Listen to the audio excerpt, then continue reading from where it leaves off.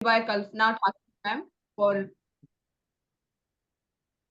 for uplifting the women. As we know, we women do lots of work in our day-to-day life. Still, we want to enrich ourselves, isn't it? We have some dreams and that we want to fulfill.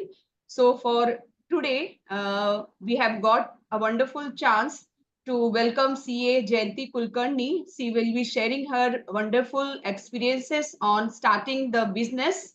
As we know, we all are coaches and CA, and we want to do lots of things in our life, and we want to sell courses, we want to start or have new startup. So in regarding that, she will be sharing her wonderful experiences and knowledge. So without taking much time, I would like to introduce her. She has an experience of 22 years. She is working in Kudal, and she has the expertise in income tax, GST, bank audits, company audits, trust audit. She has completed so many courses of ICI, diploma in system audit, certificate courses of concurrent audits of bank. She is socially also very active.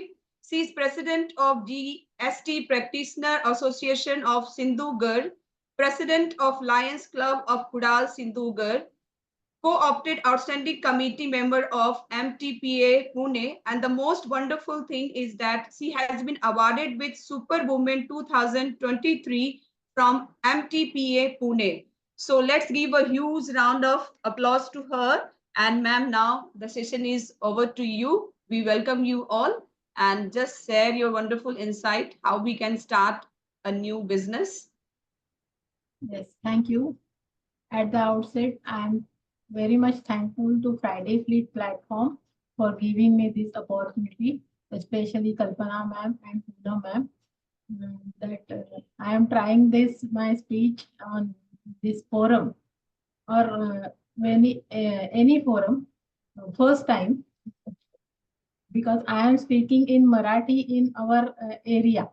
So Hindi and English come mix. I will talk today on this essential guide to start a new business from my experience of CA practice. I have started my practice 22 years back in Kudal Sindhu. यहाँ पे तो lady member वहाँ उस time तो कोई नहीं था. मैं फर्स्ट लेडी प्रैक्टिशनर हूँ फ्रॉम अवर एरिया.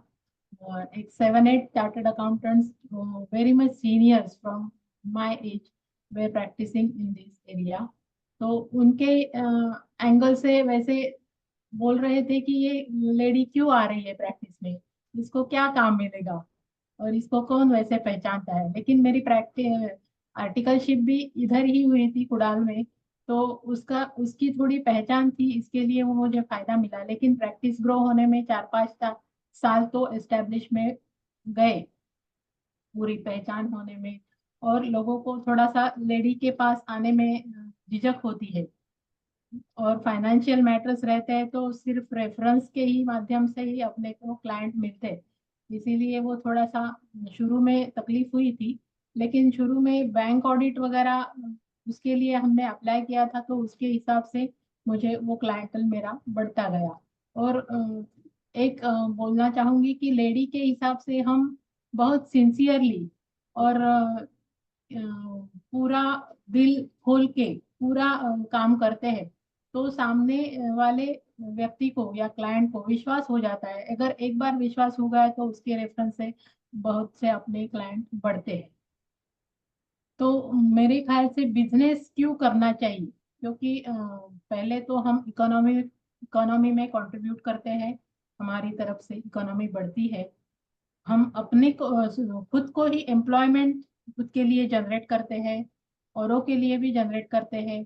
और जो भी हमारा बिजनेस है उसके डिपेंडेंट और भी बिजनेस वो भी ग्रो कर सकते हैं. इसीलिए ज्यादा एम्प्लॉयमेंट से ज्यादा बिजनेस में आना चाहिए या प्रैक्टिस में आना चाहिए.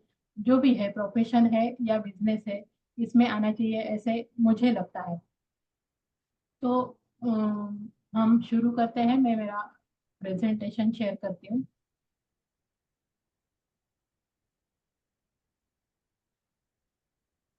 Essential guide to starting a new business.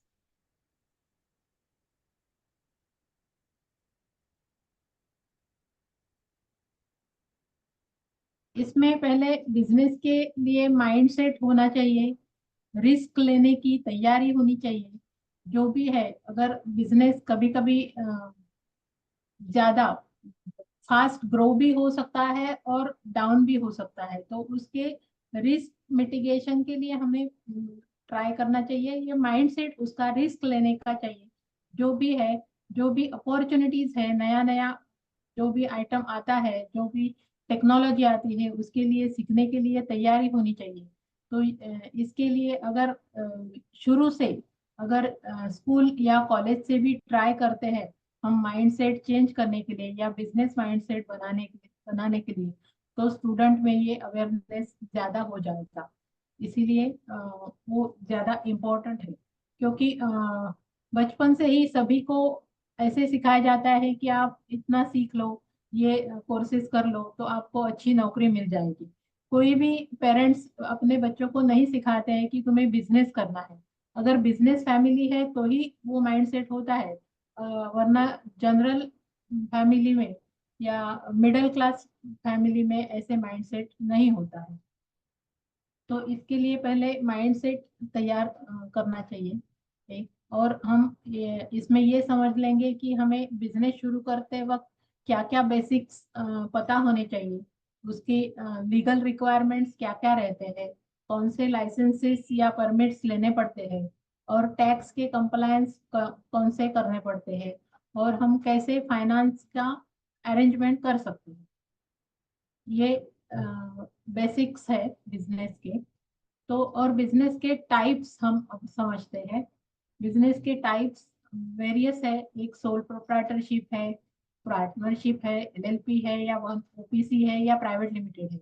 हम इसको कौन सा टाइप हमारे बिजनेस के लिए ज्यादा अच्छा रहेगा, ये सभी टाइप्स के प्रॉफिट बेनिफिट्स और डीमेरिट्स दोनों समझ के हम डिसाइड कर सकते हैं।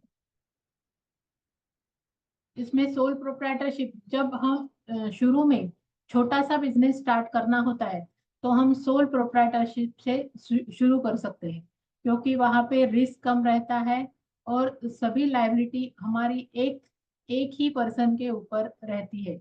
उसका फॉर्मेशन में ही कुछ ज्यादा खर्चा नहीं रहता और वो इजी फॉर्मेशन रहता है। उसमें हमें अपनी जो भी बिजनेस सीक्रेट्स है वो भी मैक्सिमम सीक्रेसी बना बना के रख सकते हैं।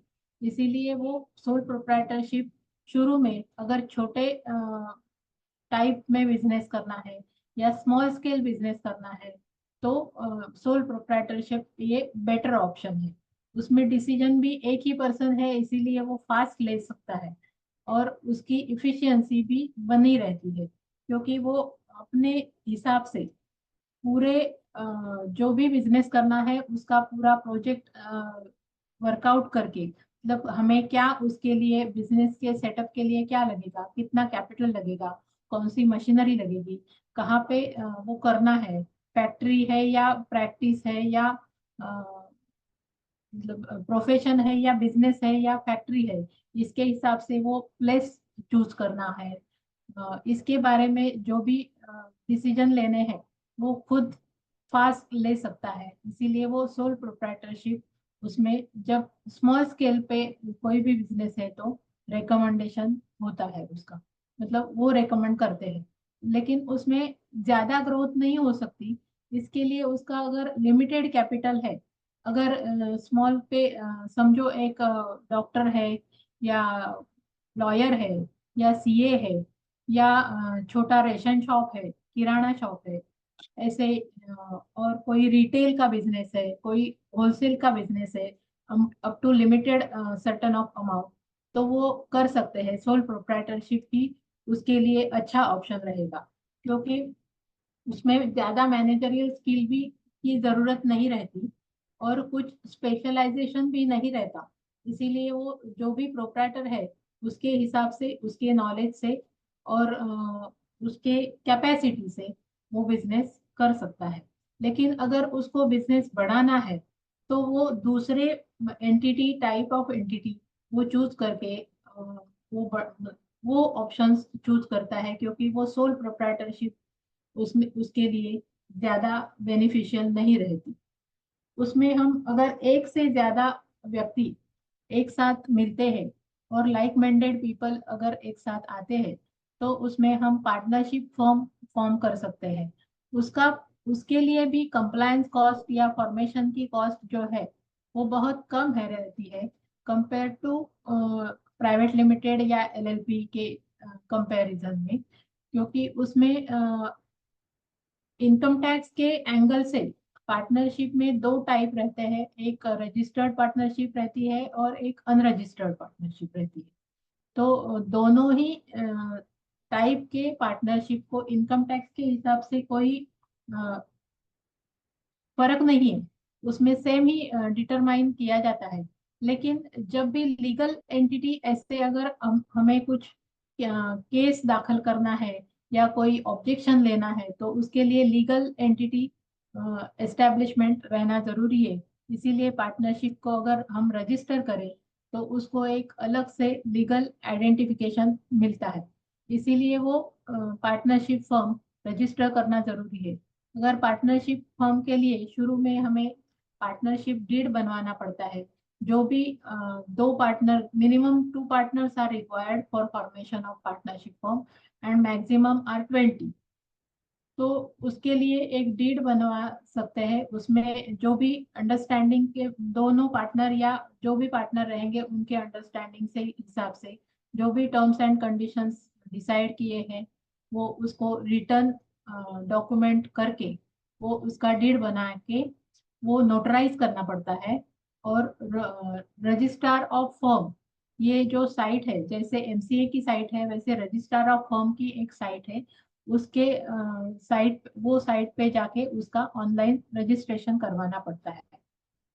तो अगर वो रजिस्ट्रेशन करवा के वो जो भी उसकी फीस भर के जो भी एक्नॉलेजमेंट आती है और जो सर्टिफिकेट आता है वो हमें लीगल आइडेंटिफिकेशन उसका होता है। और जब भी कोई डिस्प्यूट आता है या कोई डेटर्स हमें पैसे नहीं देते हैं, उसके बारे में कुछ लीगल एक्शन लेनी है, तो ऐसे केस में वो लीगल पार्टनरशिप है तो ही वो अपने नाम से केस दाखिल कर सकती है कोर्ट में। उसमें पार्टनरशिप में क्या होता है, अच्छा मतलब जब सोल प्रोप्राइटरशिप में एक ही आदमी सभी कुछ सब कुछ देखता है, मतलब सेल है, परचेस है, मार्केटिंग है, रिकवरी है, लोन का जो भी है, बैंक का ट्रांजेक्शन है, लोन डिमांड करना है तो वो है, वर्किंग कैपिटल मैनेजमेंट है, ये सभी जो बातें हैं वो सभी एक आदमी को देखनी पड़ती है सोल प्रोप्राइटरशिप में। तो पार्टनरशिप में ये डिवाइड हो जाती है, जो भी पार्टनर्स है वो अपने अपने स्किल के हिसाब से उसमें डिवाइड करके वो अपना काम कर सकता है और पार्टनरशिप उसके हिसाब से ग्रो कर सकती है अपने बिजनेस में। उसमें भी डिसीजन वैसे ही क्विक होते हैं, क्योंकि माइंडसेट अगर सेम है पार्टनर्स का तो उसमें डिसीजन अच्छी तरह से ले जा सकते हैं। और अगर एक से ज्यादा व्यक्ति रहेंगे तो स्पेशलाइजेशन भी उसमें कर सकते हैं। लेकिन उसमें अगर मिनिमम 2 पार्टनर्स अगर रहे तो समझो एक की डेथ हो गई या एक ने पार्टनरशिप छोड़नी चाहिए, तो इसमें कंटिन्यूटी नहीं रहती। ये लीगल डिसएडवांटेज है उसका। इसीलिए अब जब भी पार्टनरशिप करनी होती है तो कम से कम 3 लोग उसमें रहने चाहिए, अ, ऐसे इंसिस्ट किया जाता है पार्टनरशिप फर्म के ऑफिस से। तो at least 2 persons are continuing and the partnership will be continue. तो उसमें और एक डिसएडवांटेज है कि पार्टनरशिप की नंबर ऑफ पार्टनर्स की लिमिटेशन रहती है। 20 persons only can be adopted as a partners. और उनकी लाइबिलिटी तो अनलिमिटेड रहती है। पार्टनर्स की इंडिविजुअल प्रॉपर्टी भी कोई अगर डिस्प्यूट्स है या लोन के बारे में लाइबिलिटी आती है या डेटर्स क्रेडिटर्स की लाइबिलिटी आती है, तो उनकी इंडिविजुअल प्रॉपर्टी भी उसमें वो इंक्लूड कर सकते हैं। उनके प्रॉपर्टी पे भी उनका कंट्रोल हो जाता है, वो सेल करके उनकी रिकवरी की जा सकती है। इसीलिए वो एक अनलिमिटेड लायबिलिटी पार्टनरशिप फर्म का एक मेजर डिसएडवांटेज है। देन हम देख सकते हैं कि लिमिटेड लायबिलिटी पार्टनरशिप। तो ये लिमिटेड लायबिलिटी एलएलपी जो रहती है वो most of the cases professional के बारे में, जो प्रोफेशन रहते हैं उनके बारे में ज्यादा प्रेफर किया जाता है एलएलपी के लिए, क्योंकि उसमें ज्यादा इन्वेस्टमेंट नहीं रहती, फिक्स कैपिटल की इन्वेस्टमेंट नहीं थी। जो भी स्किल स्किल का जॉब रहता है, अपने अपने individual skills, for example CA है, एडवोकेट्स है, या कोई आर्किटेक्चर की फर्म है, ऐसे इसमें वो प्रोफेशन के लिए ज्यादा एलएलपी प्रेफर करते हैं, या कंस्ट्रक्शन का बिजनेस है, इसमें ही ज्यादा एलएलपी का प्रेफरेंस ज्यादा होता है, क्योंकि ज्यादा इन्वेस्टमेंट इसमें नहीं रहती। जरूरत जिस बिजनेस में ज्यादा इन्वेस्टमेंट की जरूरत नहीं है उसमें एलएलपी का प्रेफरेंस, एलएलपी को प्रेफरेंस देते हैं। इसमें फ्लेक्सिबिलिटी बहुत है, इसमें कम से कम दो पार्टनर रिक्वायर्ड है, और उसकी मैक्सिमम लिमिट कुछ भी नहीं है। और इसमें इंफॉर्मेशन की कॉस्ट कंपनी से कंपेयर बहुत कम है एलएलपी के लिए, और उसको वो सेपरेट लीगल एंटिटी माना जाता है, उसका अलग से पैन होता है। तो एक सेपरेट लीगल एंटिटी एलएलपी के बारे में डिटरमाइन होती है। और अगर जो भी है, मतलब आपको बैंक में से लोन लेना है, या कहीं पे टेंडर के लिए अप्लाई करना है, तो एलएलपी का एक अलग डेसिग्नेशन होता है, इसके लिए वो उसका ज्यादा बेनिफिट रहता है एलएलपी का। उसमें लेकिन कैपिटल की ज्यादा जरूरत नहीं रहती, इसीलिए वो लिमिटेड एक्सेस ऑफ कैपिटल ये एक डिसएडवांटेज। और उसका कंप्लायंस भी जैसे प्राइवेट लिमिटेड कंपनी का है उससे उसके कंपैरिजन में थोड़ा कम है, लेकिन उसको भी एमसीए की तरफ से एलएलपी का कंप्लायंस करना पड़ता है, और उसमें उसमें भी पब्लिक डिस्क्लोजर इज रिक्वायर्ड।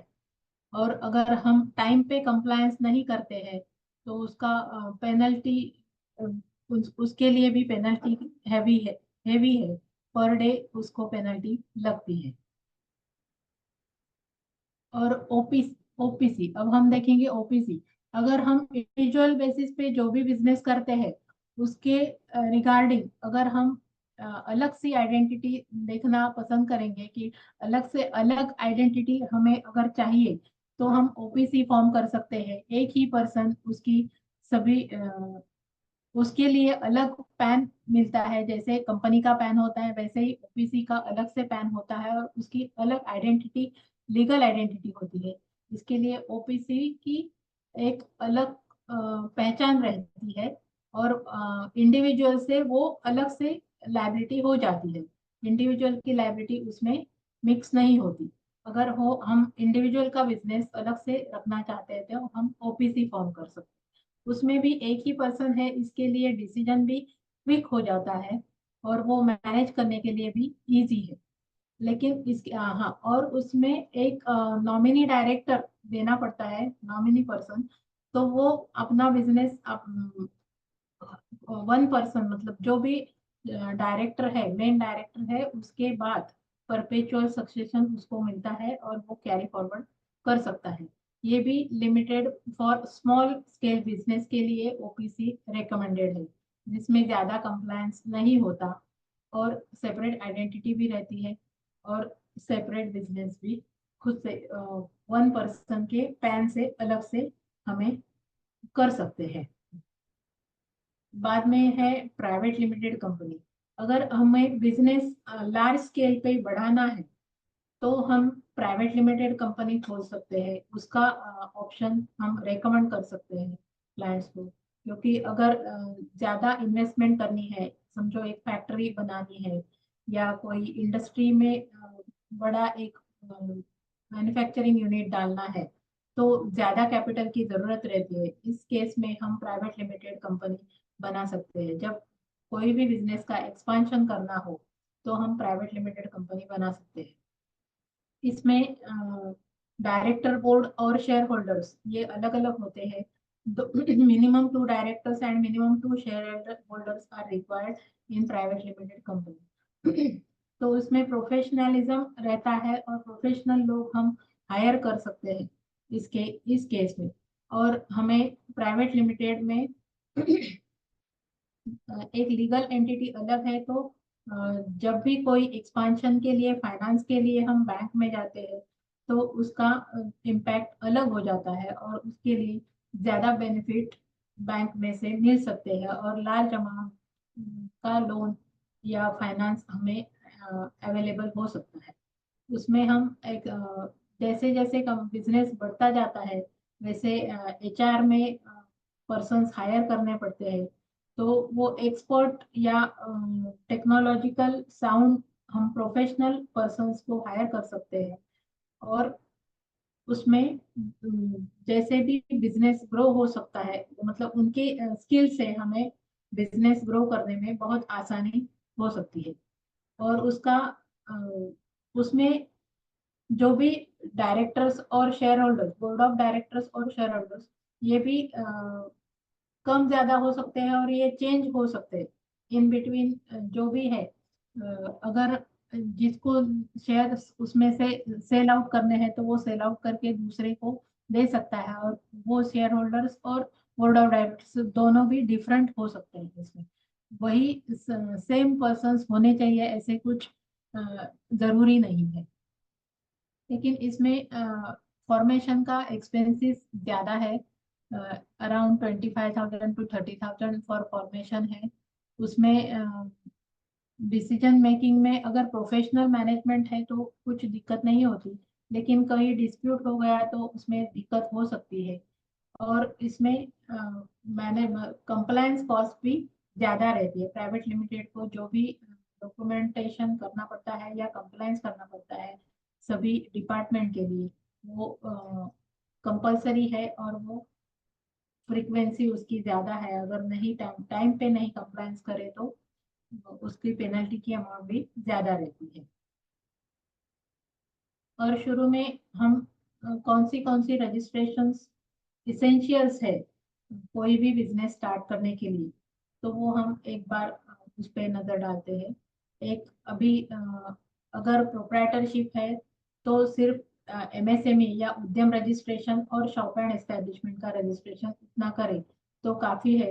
ये दो डॉक्यूमेंट के हिसाब से हम करंट अकाउंट खुलवा सकते हैं और उसमें हमें बिजनेस ट्रांजेक्शन्स करने की परमिशन रहती है और उसी में करना बेहतर है। अगर बिजनेस ग्रो हो रहा है तो करंट अकाउंट की बातें हम करेंगे तो अच्छा रहेगा, क्योंकि सेविंग अकाउंट ये पर्सनल सेविंग अकाउंट के पर्सनल सेविंग्स के लिए या पर्सनल ट्रांजेक्शन्स के लिए रहता है। बिजनेस ट्रांजेक्शन्स के लिए करंट अकाउंट खोलना बहुत अच्छा रहेगा। और उसमें अभी एमएसएमई रजिस्ट्रेशन है, शॉप एंड एस्टेब्लिशमेंट रजिस्ट्रेशन है, जहाँ पे म्यूनिसिपल कॉरपोरेशंस है वहाँ पे शॉप एंड एस्टेब्लिशमेंट का रजिस्ट्रेशन लेना जरूरी है। वो आपके बिजनेस का स्टार्ट करने का या बिजनेस स्टार्ट होने के लिए एक इसेंशियल डॉक्यूमेंट रहता है। कोई कोई सभी स्टेट में नहीं लेकिन बहुत सारे स्टेट में प्रोफेशन टैक्स भी जरूरी है। प्रोफेशनल टैक्स रजिस्ट्रेशन लेना भी जरूरी है। अ, और अगर आपके एम्प्लॉयज एम्प्लॉयज के नंबर ऑफ एम्प्लॉयज पे डिपेंड बाकी रजिस्ट्रेशंस आपके लिए जरूरी रहती है। एम्प्लॉय स्टेट इंश्योरेंस के लिए ये रजिस्ट्रेशन लेने के लिए आपके पास 10 से ज्यादा एम्प्लॉय अगर होते हैं तो आपको ईएसआईसी का रजिस्ट्रेशन लेना जरूरी है।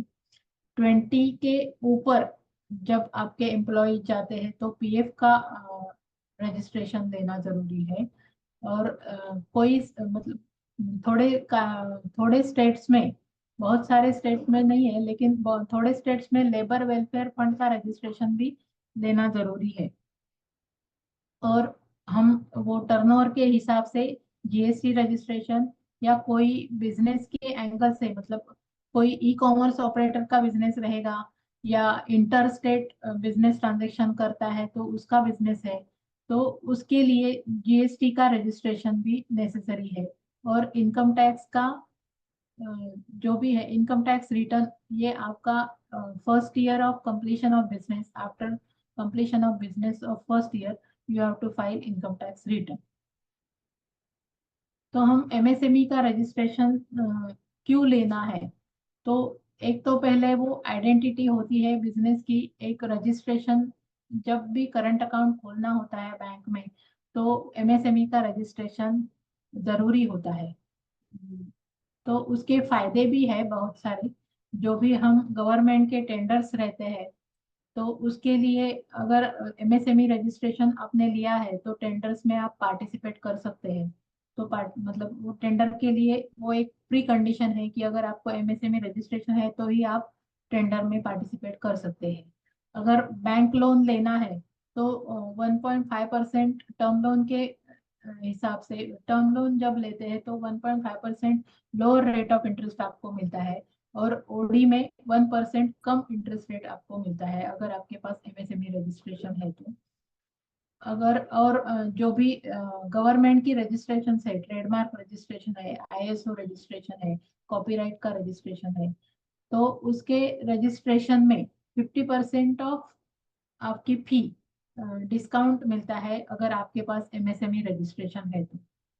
और जो भी गवर्नमेंट की लाइसेंसेस होते हैं या रजिस्ट्रेशंस होते हैं तो उसमें भी उसकी जो फीस रहती है उसमें 50% discount most of the cases में आपको मिलता है। और कुछ टैक्स में कैपिटल सब्सिडीज में या टैरिफ सब्सिडीज में आपको अगर एमएसएमई रजिस्ट्रेशन है तो उसमें भी डिस्काउंट मिलता है या प्रेफरेंस मिलता है।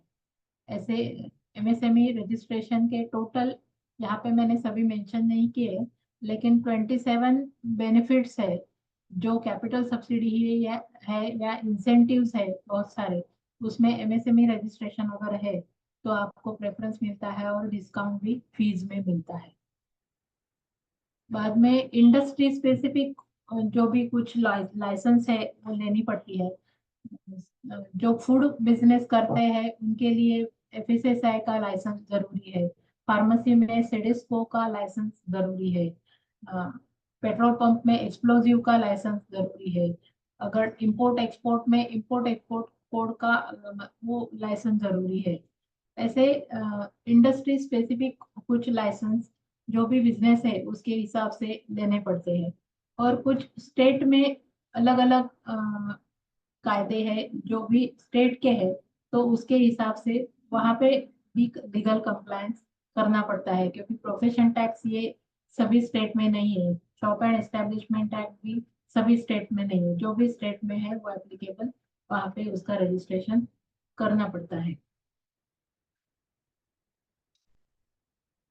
बाद में जीएसटी रजिस्ट्रेशन का हम नॉलेज मतलब पता कर सकते हैं कि जीएसटी रजिस्ट्रेशन के लिए बेसिक एग्जेम्पशन लिमिट है सर्विसेज के लिए 20 लाख और बिजनेस के लिए 40 लाख।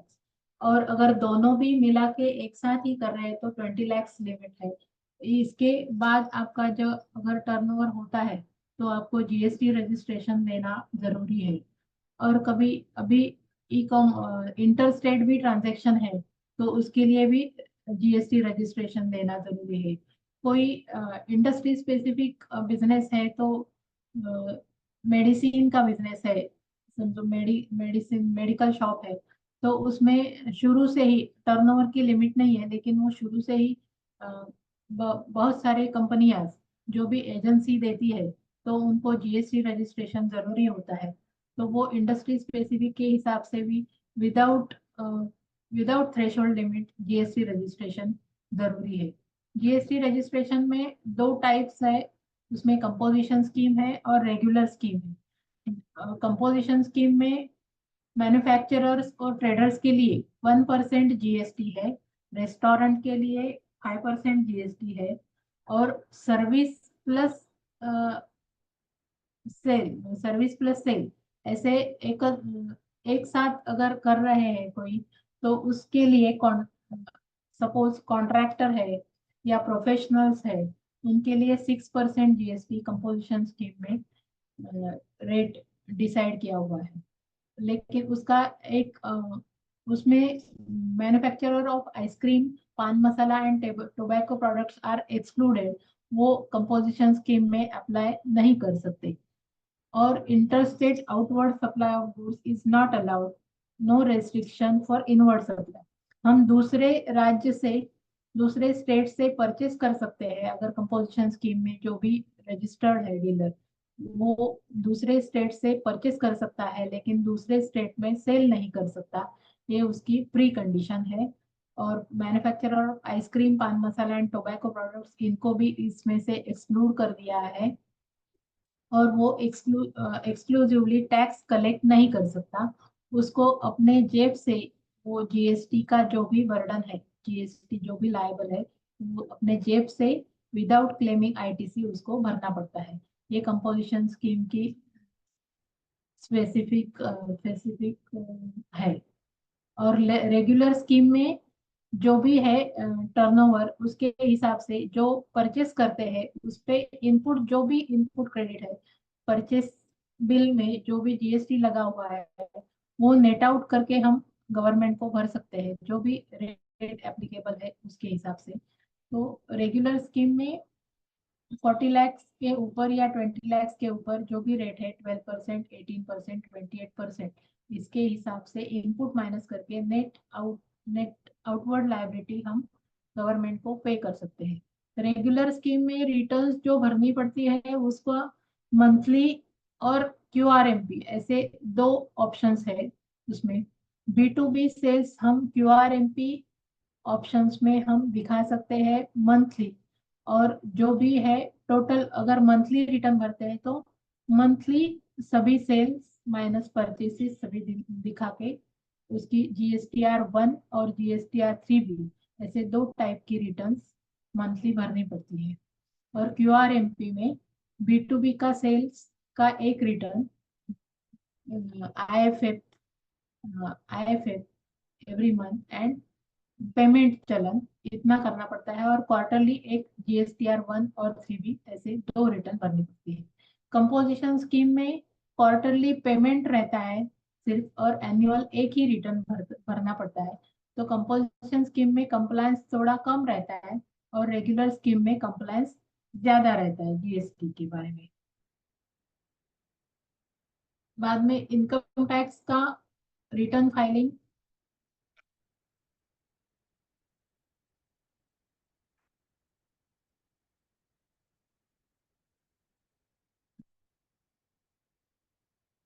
फाइनेंशियल ईयर खत्म होने के बाद इनकम टैक्स रिटर्न भरना जरूरी है। इनकम टैक्स रिटर्न के जो भी बेनिफिट है वो हम बताते हैं इधर अभी। इनकम टैक्स रिटर्न, अगर हम बैंक फाइनेंस के लिए जाते हैं तो इनकम टैक्स रिटर्न आपको जरूरी है। करंट ईयर और पास्ट 3 इयर्स, अगर नया बिजनेस है तो 1 ही साल का रहेगा। तो हमें इमीडिएट लोन नहीं मिल सकता बहुत सारे स्कीम्स में। सिर्फ न्यू बिजनेस स्टार्टिंग का जो भी स्कीम्स है उसके उसको छोड़ के, कार लोन है या हाउसिंग लोन है, इसमें 3 इयर्स का इनकम टैक्स रिटर्न जरूरी है।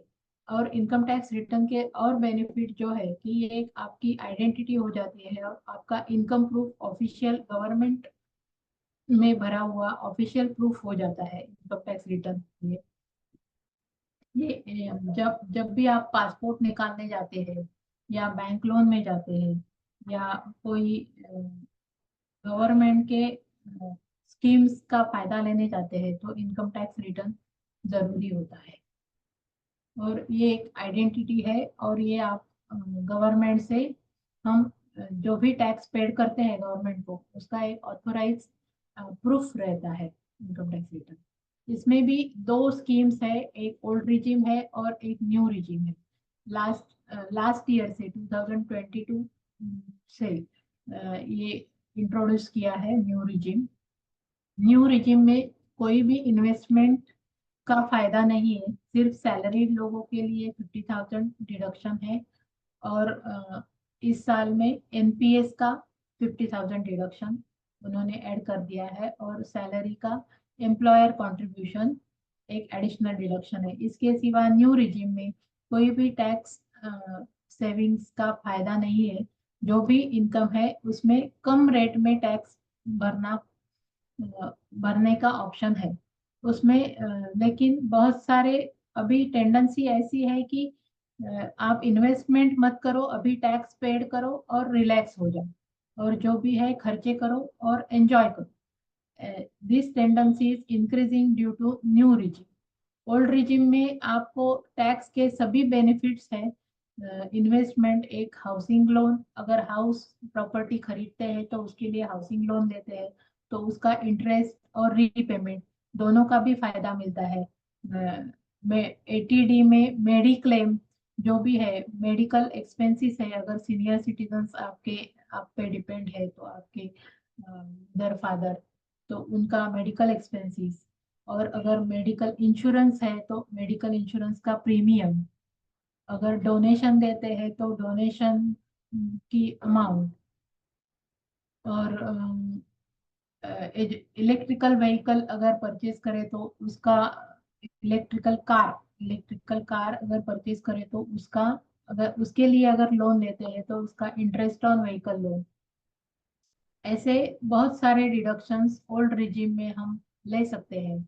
अगर सैलरीड पर्सन है तो उसमें एचआरए का जो भी अलाउंस रहता है तो उसका भी डिडक्शंस, और जो भी अलाउंसेस बहुत सारे रहते हैं तो उसका भी डिडक्शंस ले सकते हैं, लेकिन वो ओल्ड रिजिम में रहता है।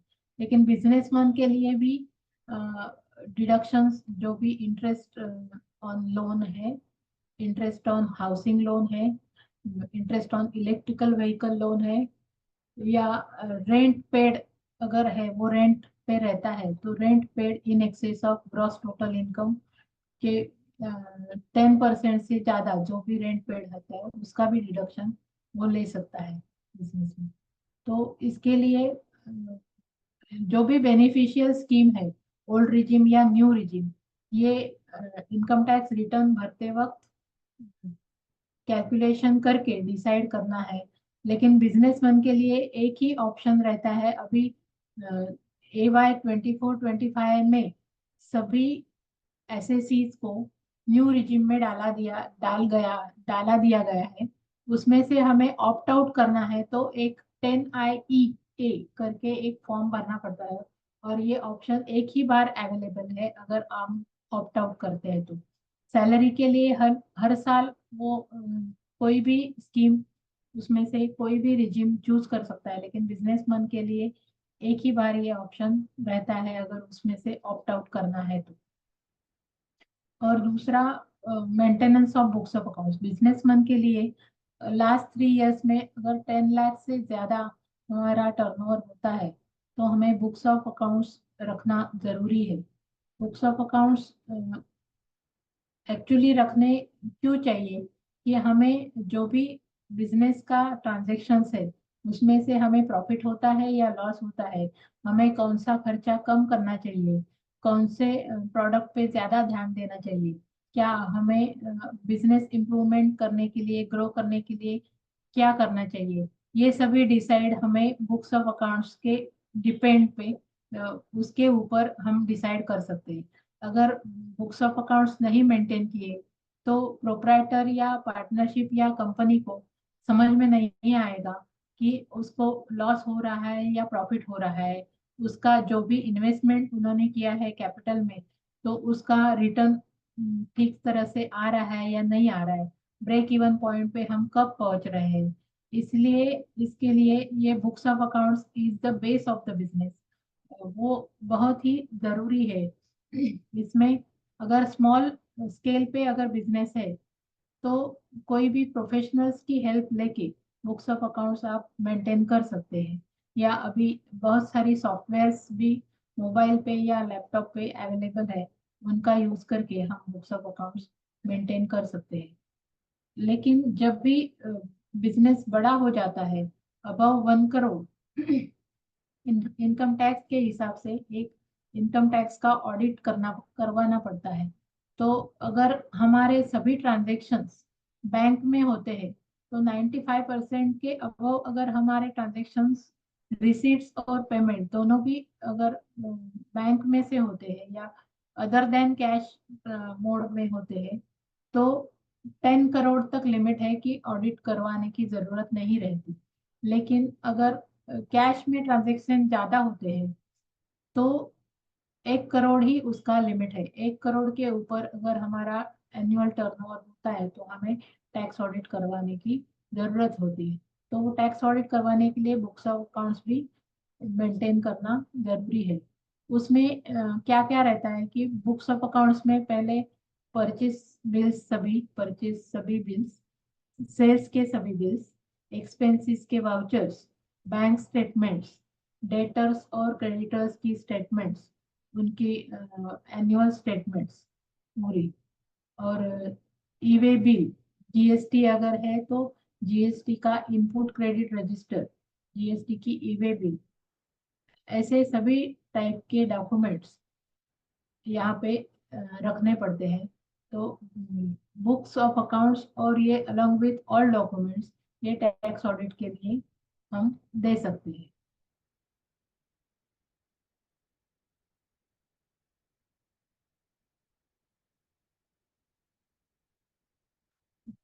बुक्स ऑफ अकाउंट्स रखने के बाद जिसका भी टर्नओवर हम अभी यहाँ पे लिखा है अप टू 3 करोड़, 3 करोड़, लेकिन उसके लिए ये कंडीशन है कि 95% ऑफ टर्नओवर आपका अगर बुक्स ऑफ अकाउंट्स में bank through other than cash mode में आया है तो उसके लिए हम 44 AD और 44 ADA और 44 AE ऐसे 3 स्कीम्स है।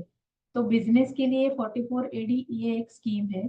इनकम टैक्स में सरल कैलकुलेशन रहता है, उसमें ज्यादा ज्यादा डिमांड इनकम टैक्स डिपार्टमेंट से ज्यादा बुक्स ऑफ अकाउंट्स और डॉक्यूमेंट्स की जरूरत मांगेंगे नहीं, ऐसे उन्होंने उसमें एग्जेम्पशन दिया है।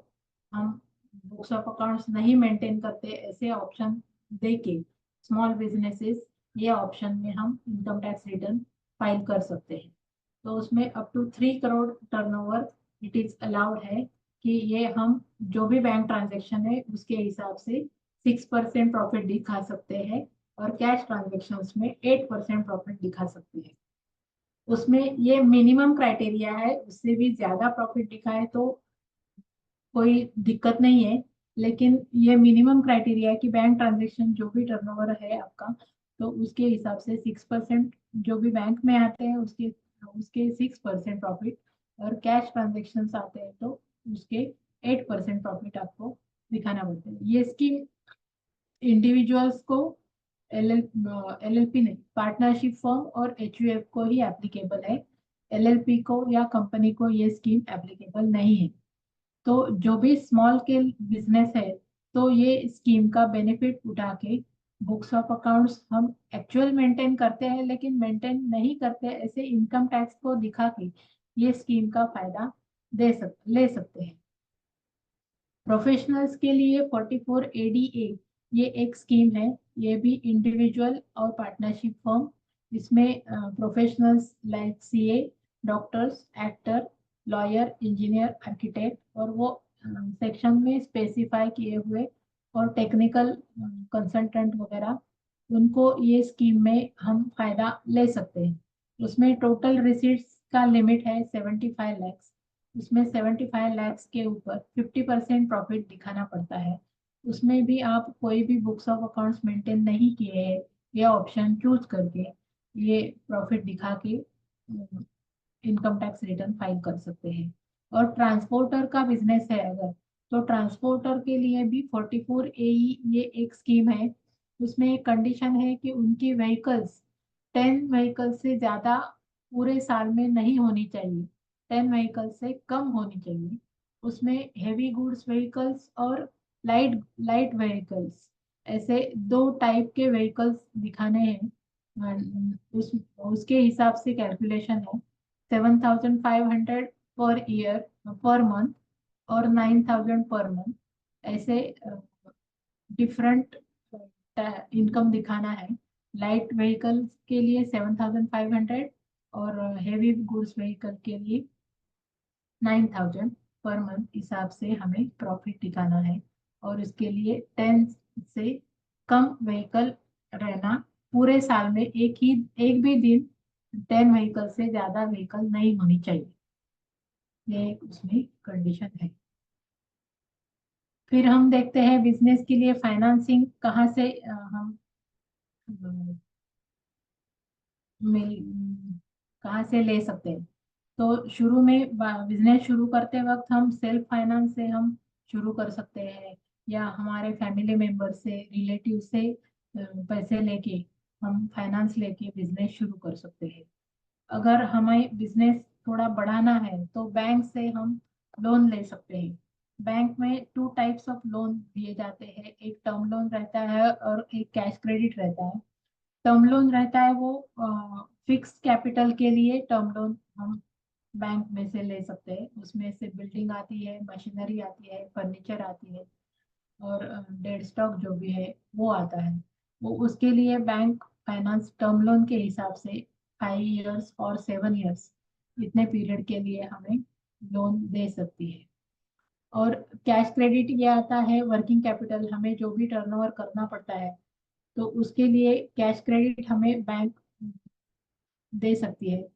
हमारा जो भी टर्नओवर रहता है उसके हिसाब से हमें सीसी वो सैंक्शन करती है।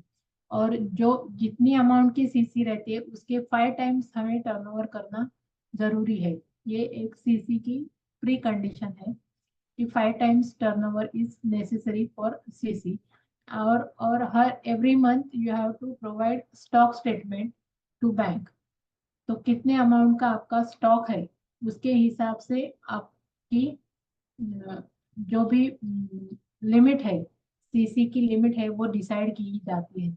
उसके जो भी आप स्टॉक देते हैं उसके हिसाब से 75% of that stock amount is limited to CC limit is, आप उसमें विड्रॉ कर सकते हैं, उतने उतने पैसे आप यूज कर सकते हैं। अगर हम नया बिजनेस शुरू करते हैं तो सीएमईजीपी और पीएमईजीपी ये दो स्कीम है। Chief minister's employment generation programme और prime minister employment generation programme. इसमें लिमिट है 50 लाख। दोनों भी स्कीम में 50 लाख की लिमिट है। उसमें जो स्टेट की स्कीम्स है उसमें सीएमईजीपी के, और सेंट्रल के स्कीम है उसमें पीएमईजीपी के स्कीम्स के हिसाब से आपको लोन देते हैं बैंक में। तो उसमें 70% amount is given for capital capital expenditure, और 30% is sanction for working capital. तो उसमें लेडीज के लिए 35% तक सब्सिडी है, और जेंट्स के लिए 25% तक सब्सिडी आपको मिल सकती है। तो ये दो स्कीम्स के हिसाब से आपको प्रोजेक्ट करके जो भी आपका बिजनेस है वो उसके लिमिट में बिठा के आपको प्रोजेक्ट बैंक में और गवर्नमेंट के ऑफिस में देना पड़ता है। उसके हिसाब से आपको जो भी आपकी सिक्योरिटी है और जो आपका सिविल स्कोर है उसके हिसाब से आपको लोन मंजूर हो सकता है। और ये मुद्रा स्कीम है एक, जो शुरू में इसकी लिमिट 10 लाख थी। अभी बजट में उसका लिमिट 20 लाख तक इंक्रीज किए कर दिया है। उसके लिए कोई भी सिक्योरिटी की जरूरत नहीं होती। सीएमईजीपी पीएमईजीपी के लिए भी कोई सिक्योरिटी की जरूरत नहीं होती, लेकिन बहुत सारे बैंक सीएमईजीपी पीएमईजीपी के स्कीम में सिक्योरिटी की इंसिस्ट करते हैं। तो मुद्रा स्कीम में कोई सिक्योरिटी की जरूरत नहीं होती। तो वो वर्किंग कैपिटल और टर्म लोन ये आपकी जैसे जरूरत रहेगी उसके हिसाब से वो सैंक्शन कर देते हैं।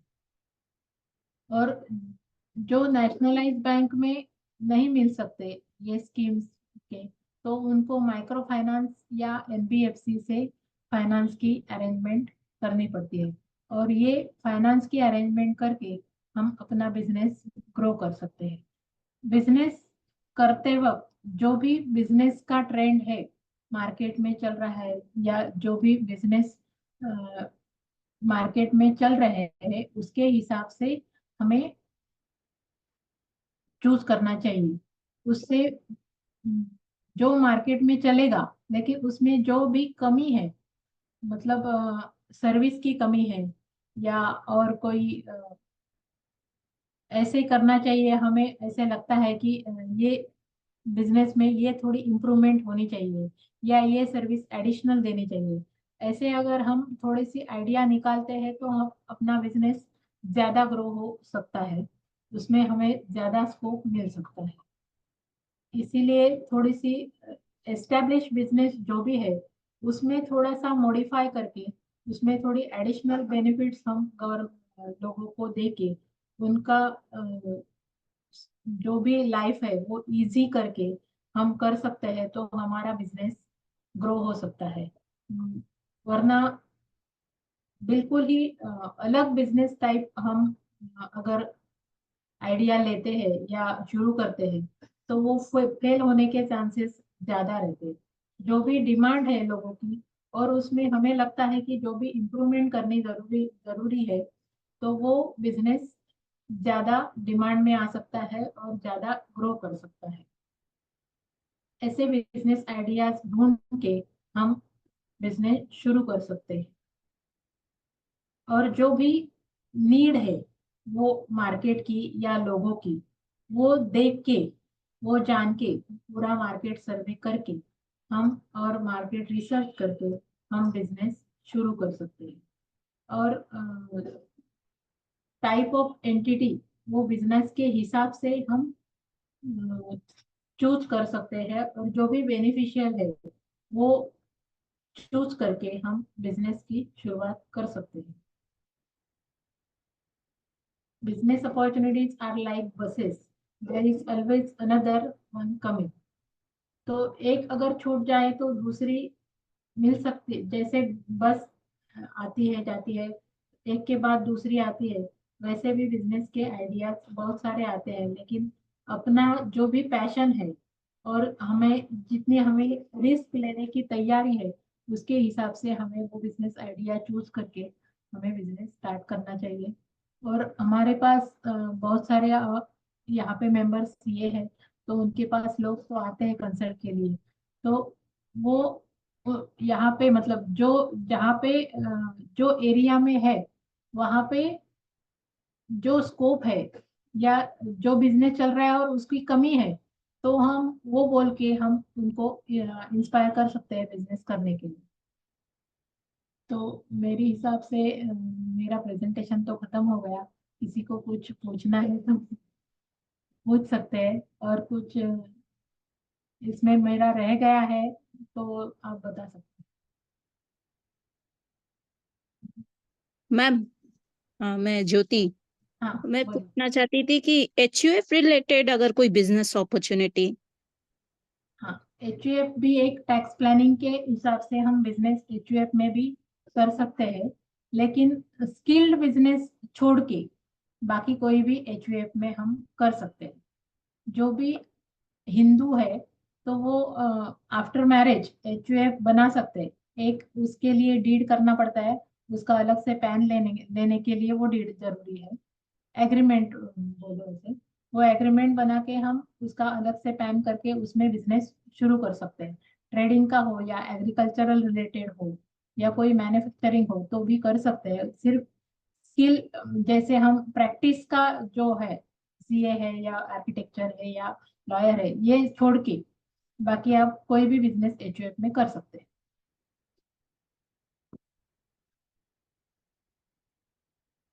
और सारे प्रोसीजर तो सेम ही है, मतलब जो भी लाइसेंसेस वगैरह चाहिए वो सब सेम ही हाँ रहेंगे। हाँ, वो सेम ही रहेंगी। और इंडिविजुअल जैसे बेनिफिट HUF को भी है। HUF वो भी इन्वेस्टमेंट के ऑप्शंस भी अप्लाई कर सकता है। जैसे हम ATC में इन्वेस्टमेंट करते हैं टैक्स बेनिफिट के लिए, तो वैसे HUF को भी वो अलाउड है। और ये 44AD का भी सेक्शन जो है प्रिजम्पटिव टैक्सेशन, वो भी हम्म HUF अप्लाई कर सकते हैं, उनको भी वो अवेलेबल है। Hmm hmm. Okay ma'am, thank you. Thank you so much, Jayanti ma'am.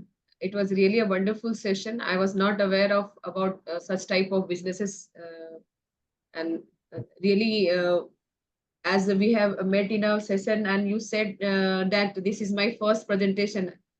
I didn't feel that this is your first presentation online. You have so much of command and so much of valuable knowledge with you.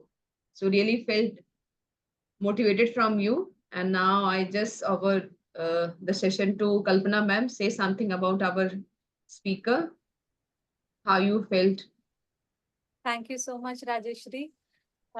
Congratulations, CA Jayanti Kulkarni ma'am, for conducting session so well and enriching us with the formalities and procedure to start a business.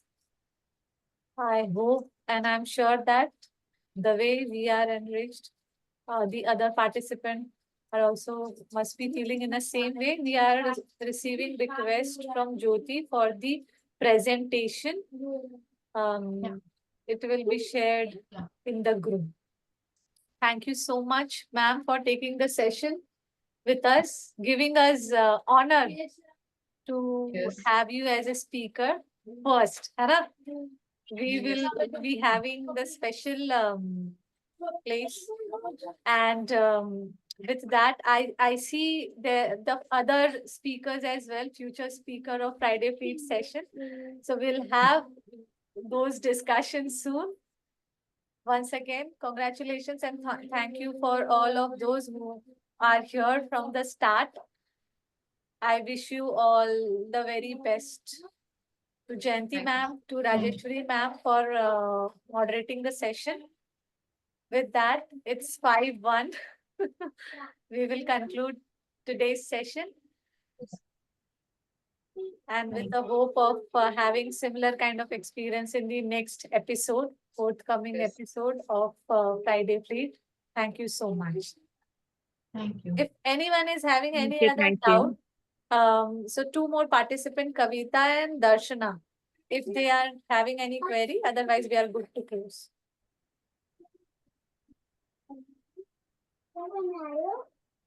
No, madam, no query. Okay, thank you. Thank you. Thank you. Thank you for Thank you, giving me everybody. Thank you, thank you.